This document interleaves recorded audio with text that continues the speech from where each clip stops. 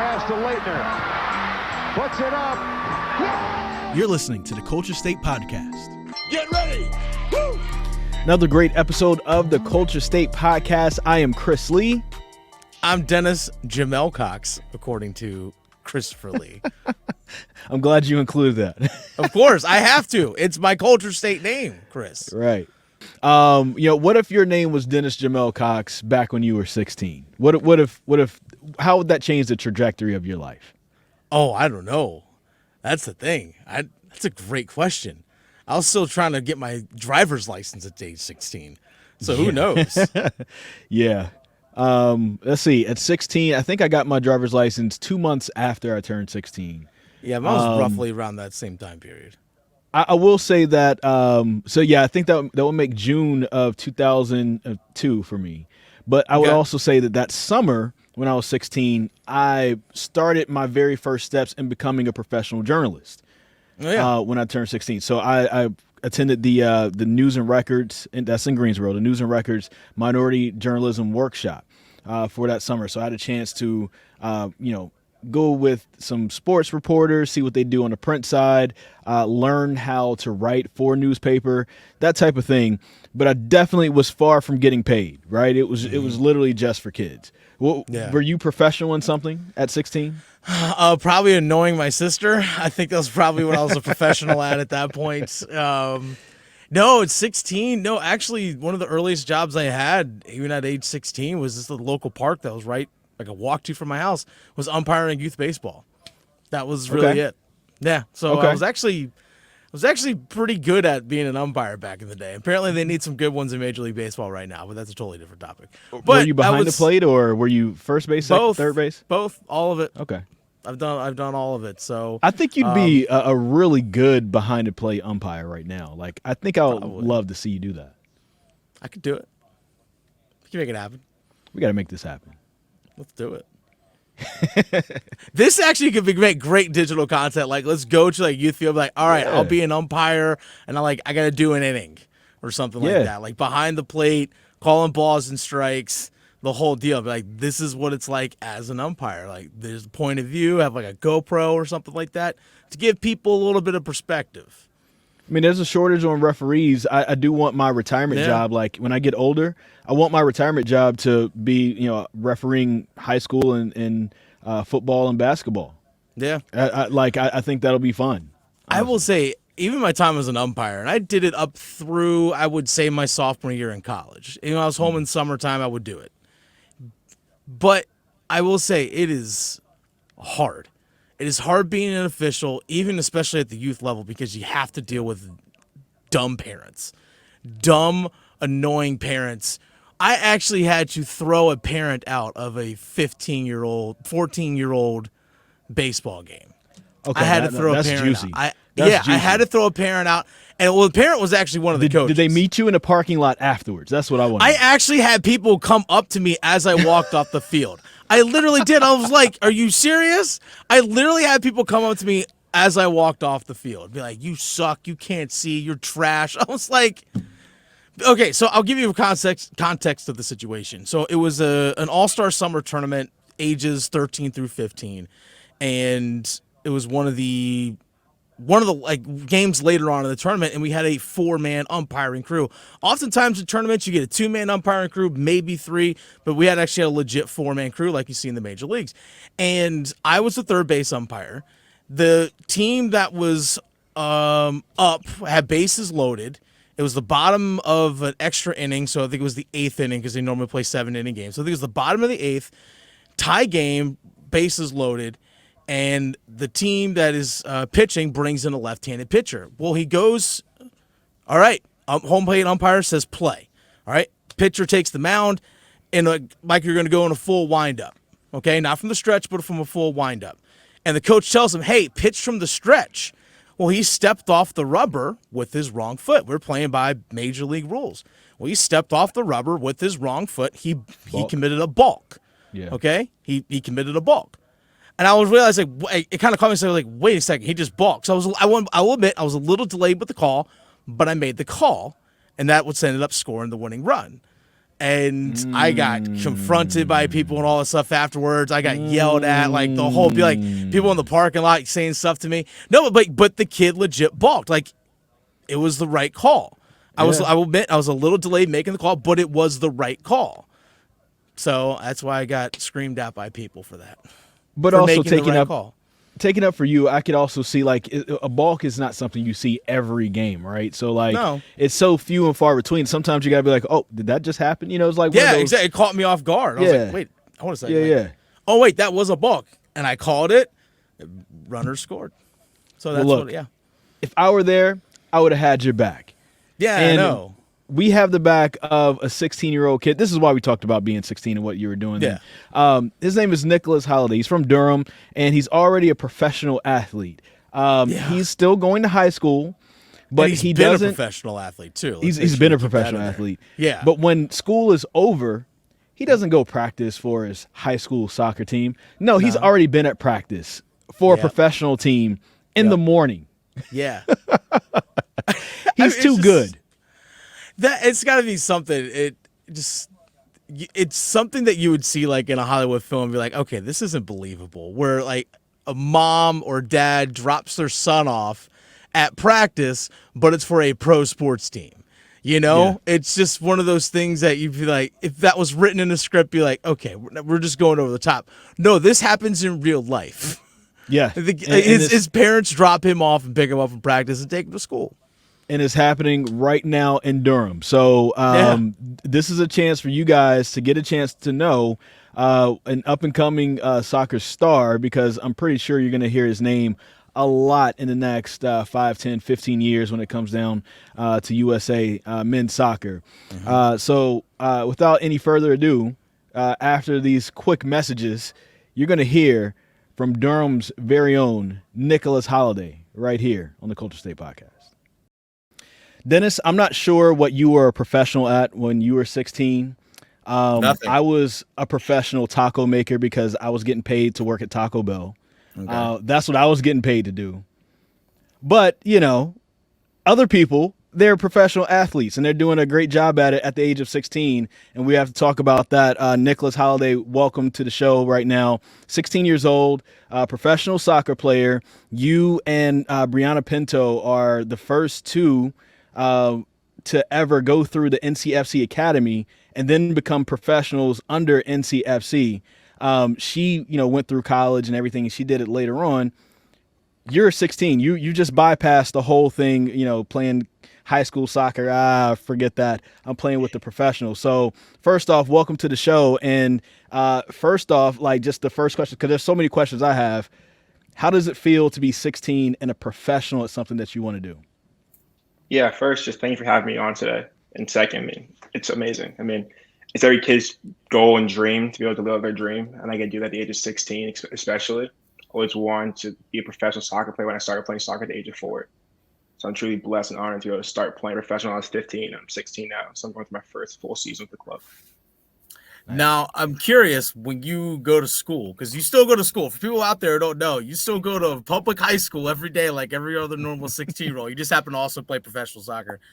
When you go to school, is there added pressure? Or be like, yo, that's pro athlete. People try and show you up. Like, what? Do you have to carry something a little extra as opposed to just being a normal kid on a varsity team? I wouldn't say there's as much added pressure. I think my school is more of a football school anyways. So I think they realized, okay, he's a professional soccer player, whatever. Oh, there's a star quarterback. So I think they're more focused on the football team rather than me, which is fine by me. The less attention, the better. All right. So my small group of friends will know me. They'll make jokes about it or whatever. But I think for the most part, everyone's just like, okay, you play soccer, cool, whatever, which is fine by me. So I do want to start there and talk about that because, one, I think it's cool that NCFC is here to have the academy, and you and Brianna Pinto are, from the area, and you are great examples as to what can happen in the future of soccer in our state. But once again, in our state, it's basketball, it's football. Those are the, baseball. Those are the more popular sports. Those are the sports that a lot of kids typically go after. What was it about soccer for you that made you say, no, forget everything else. I want to go after this? Yeah, I think just for me, just the sport I fell in love with. I mean, I think like most kids in America, you start off by playing just all the sports. So I played soccer, baseball, basketball, lacrosse. I never touched football, surprisingly, but I played all four of those sports. Mm-hmm. And my brother played soccer as well, and I was looked up to him as a role model. So he played soccer until he was about like 15. Then he moved to soccer, football for it full time. So I think I just followed him in his footsteps. And all my friends in school played soccer. So then I found true love for it there. A really quick follow up, Dennis. Hold on, just 1 second. Like, I just want to know this: I know you're a goalie, but has like the football team, as the coach from the football team, like, hey, can you kick field goals for us? Like something to use that, use your kicking ability for us. Has that ever come up? It hasn't happened in high school, but I remember my first day in middle school, they just knew that I was a goalie. And in middle school, usually like that's when you hit your growth spurt. So I was like 5'11". I was one of the taller kids in middle school. So the first day I walked in, the I was like, "Hey, do you want to play football?" I'm like, "No, I play soccer." He's like, "Really? That's just where you're playing?" I'm like, "Yeah, it's just 4'11". He's like, "All right, fine." So every day I walk past him in the lunchroom, he'll be like, "Hey, you changed your mind?" I'm like, "No, not yet." He's like, "Okay, I'll ask you tomorrow." So That's funny. it's a running joke we have going on, but it's okay. All right, you mentioned lacrosse. Why are you not playing lacrosse right now? He's a lacrosse coach. He wants to know that. Why are you not playing lacrosse? You're gonna hate me for my answer, but I'll be completely honest with you. The helmet. I just don't like how it messes up the hair. All right. Yeah, you're talking to somebody who doesn't have any. So it's fine. And have you been outside today? It's like 85 degrees. Yeah. With the helmet on. That sounds awful. Yeah, I've done it. Doesn't sound that's. And I don't know why he's so close to cross that. He's like, look, I get this cool like jersey, it has moisture wicking technology and everything like that. I have the light shorts. I'm good. Hey, it could be worse. I've played football in August. That helmet's heavier and there's more padding. It's worse. That's why I never touched football either. There you go. The pads, Smart man. kid. There you go. Now, I do want to know this. I know that when you signed your contract, you also want to keep your NCAA eligibility. Is that something you're still looking towards doing, potentially playing in college, or are you going to take this thing pretty much all the way, pro all the way through until you get up to MLS or go overseas to Premier League or wherever you end up taking your career? Yeah, so I think at the start of last season, I signed an academy contract or amateur contract, which means I can still have both my college eligibility and still play professional. But halfway through the season, I signed my full professional contract, which took away my college eligibility. Okay. But I knew the risk of that, not the risk, but I knew what that would cost. And me and my family were both okay with me losing my college eligibility. My goal was to play professional soccer. So I just got the opportunity to do that earlier than most kids. So I saw the opportunity and I took it. That's awesome. So being a pro at 16, you started at 15. You got guys on the team that are in their mid-20s. How does the dynamic showing up at practice? You're coming from school, and these guys who've been doing this for years. What's that like on a daily basis for you? I think it's a little bit easier this year. Mm-hmm. I can make some jokes about last season because last season I was 15, and I still didn't have my driver's license yet. So I get dropped off by my mom to practice. My mom would pick me up after practice and take me to school. So all my teammates would wait till my mom's like, "Bye, next mom." So I think they still realize I'm a kid, but they'll still treat me like everyone else in the locker room, which I really appreciate. Because I don't want to be treated like, "Oh, that's a 16-year-old kid. Oh, that's a 16-year-old kid." I just want to be treated like, "Okay, that's Nick Holliday. Just another guy. Just another guy on the 18-man roster," which makes it easier for me that all I have to focus about just playing soccer, not being, okay, he's a star kid or he's that kid, so I'm gonna look up to him. I just focus on playing soccer. So and the guys in the locker room doing a good job making me feel like just everyone else. So I really appreciate that. I want to know what a typical day is like. Jordan, you're going to Jordan High School, and at some point you have practice, and then you have games, whether it's during the week or on the weekend, mostly on the weekends. And I just want to know, like, break down that day. Are you practicing first, then going to school? Like, how does that happen? And then when you have a big project or you have a big homework over the weekend, but you also may have to travel for a soccer game, how does all that work out for you?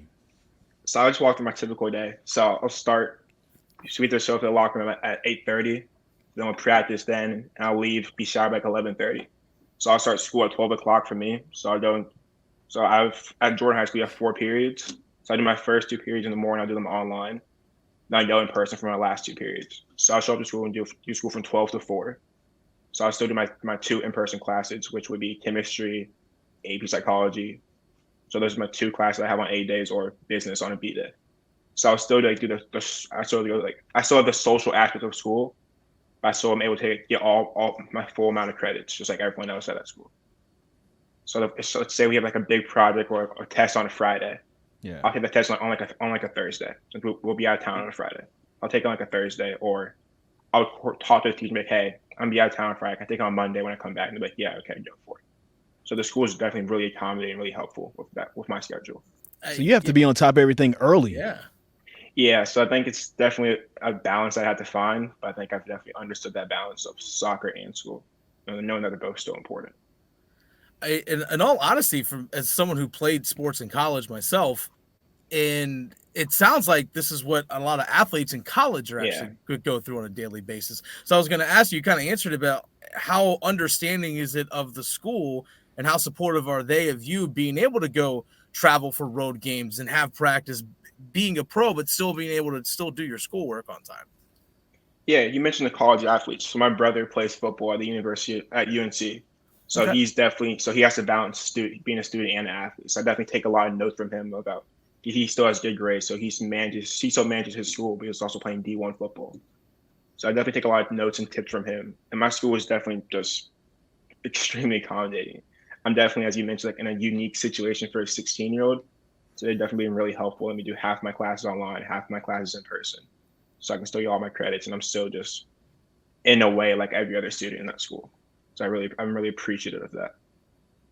So from what I read, you joined the NCFC Academy at 12, and not every 12-year-old can become a professional within 3 years. So what are those conversations like, where it's like, Nick, you're really good at this. You can become a professional and bypass college, bypass the other routes that everybody else is taking. You can go straight to pro. Like, at what point did that become apparent? When are those conversations happening, and what was the process like for you to get ready for that? Yeah, I think I realized that I wanted to be a pro, or like I could do this full time when I started playing. I think my parents have all done good job making say, hey, when you're gonna do something, put your full effort to it, put your mind to it. So when I started soccer, I'm like, okay, this is what I want to do. So I'm gonna be completely focused on soccer. So when I moved to NCFC at the age of 12, I was like, okay, I'm gonna move. I still stayed at home, but I was driving 30 minutes to practice instead of 10 minutes down the road. This is already a commitment that my parents are going to make. So, okay, so if I'm going to do this, I need to be 100% bought into it. And I was committed to doing that and making the sacrifices of doing that. So once I joined in CFC, I want to keep progressing through the ranks. I went from U13 to U15, U16 to under 23s, then to the first team full time. So I was prepared to make that sacrifice and commit to it. But again, I just want to double down on that. Like, you went from all the teams, the U16 to up to U23, up to the full NCFC team. Like, who comes to you then? Is it somebody within the organization? Is it just you? Like, where does that decision come from? And is that like multiple people kind of coming in saying, at this point, instead of just doing the U23 or the U16, or even playing at a on a high school club, you can do this and get paid for it? Like, where did that come up, and at what point did that come up in your career? Yeah, I think the point I realized that I want to do this, or I think when I moved from when I got to the U16 team. So I was playing games with U19s and U23s. Yeah. And the coach was like, Nick, you can start doing this full time. And I was like, yeah, I think I can too. So I would start training with the 23s more. I would start training with the 19s. Then my U16 season, I was training with the first team. And that's the season I got my professional debut. So the coach was like, Nick, if this is something you want to do, we're going to back you for it, and we'll sign you if you want to. So that's when I realized, okay, this is what I want to do, and they'll support me for it. So as the coach, that's what I was trying to ask, because I know that like not every kid that's your age at the academy is going to be having the opportunity to become pro now. Some people it'll take maybe another 5-6 years when they get through college and everything like that, and then maybe they'll have the opportunity. So I was wondering how that came about. That's awesome. Yeah. I want to know, for you, is there a time with all the soccer that you've played at such a high level already, Do you ever get a point where you're like, I need to like take a little break here? There's a lot of soccer. I'm traveling a lot. Everything with school. Like, you know what? I just kind of need like a couple days and not see a pitch, not see a ball. Can I just get away from it for a day or two? Do you ever have that feeling, or have you had that feeling yet? I haven't had it yet, but I know that's just because more of my mentality is just soccer, soccer, soccer, and just being laser focused on that. But my mom and my parents know that, Nick, at some point you're gonna burn out. You can't just be playing soccer. You focus on it for 24 hours a day for the next 365 days. So they make sure that once the off season hits, our off season will be at the end of October, that I won't see the field for the next 2 weeks. Whether I want to try to sneak out the house, go to the soccer fields, or going to run around the neighborhood, they'd be like, no, Nick, just for once, just sit down and just watch Netflix and just be a kid. Because what I'm focused on right now during the season is just soccer, and they know that at some point, if you do that for the next 15 years, you're not going to love the sport anymore. So my parents do a good job making sure that I know that you need to find a balance and there's a limit to it. I want to know who are some of the players that you look up to? Is it somebody like a Tim Howard, and are you able to connect with some of these folks that maybe you look up to and kind of talk to them, and maybe they can be a mentor to you from either from far or close by? Yeah, I think just my mentor overall, the goalkeeper I try to model my game after, is Zach Steffen. He's an American goalie. He's on the national team. I think we both have similar styles. He's good with his feet also, and he plays for my favorite team, Manchester City. So he's definitely a goalkeeper that I look up to and different goalkeeper I try to model my game after. But I think NCFC also does a great job just finding goalkeepers that are similar to me. So we signed a goalkeeper, Will Pulisic, who's on loan at Austin. So he also went overseas to play in Germany. And that's the goal I want to do when I become 18 and move overseas. So he's on my team. So I can ask him all the questions I want, pick his brain. I'll learn about the experience he had. So he's definitely a role model within the locker room that I look up to. All right, it kind of leads into the question I have. My next question for you was, you mentioned obviously just now to possibly going overseas at 18. What is next for you professionally, or what is the next step for you to continue to move up to different levels and competition? Whether it's getting up to MLS or somewhere EPL, La Liga.